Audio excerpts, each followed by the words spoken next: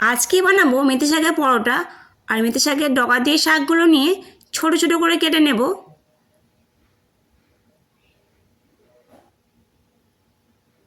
শাকগুলো সব কাটা হয়ে গেছে, জল দিয়ে ভালো করে ধুয়ে নেব। দেখুন শাক ধোয়া হয়ে গেছে। একটা গামলার মধ্যে আমি আটা নিয়ে নিয়েছি আমার পরিমাণ মতো, আর পরিমাণ মতো জোয়ান, নুন আর আদা বাটা দিয়ে ভালো করে আটার সাথে মিশিয়ে নেব। তারপরে মেথি শাকের পাতাগুলো দিয়ে আটার সাথে মিশিয়ে নেব। অল্প অল্প করে জল দিয়ে আটাটা ভালো করে মেখে নেব।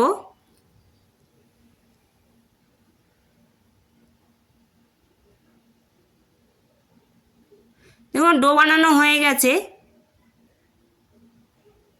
লেচিগুলো কেটে নেব আর পরিমাপ করে।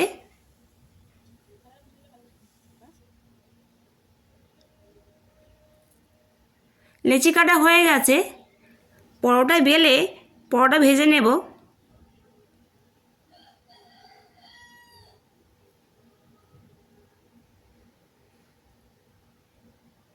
দেখুন পরোটা বেলা হয়ে গেছে। আর চাটু বসিয়ে দিয়েছি, চাটু গরম হয়ে গেছে। আর চাটুর মধ্যে দিয়েছি পরোটা, আর পরোটাগুলি ভেজে নেব তেল দিয়ে। দেখুন হয়ে গেছে আমার মেথি শাকের পরোটা। সিম্পল আলু তরকারির সাথে গরম গরম মেথি শাকের পরোটা খেতে দারুণ লাগে।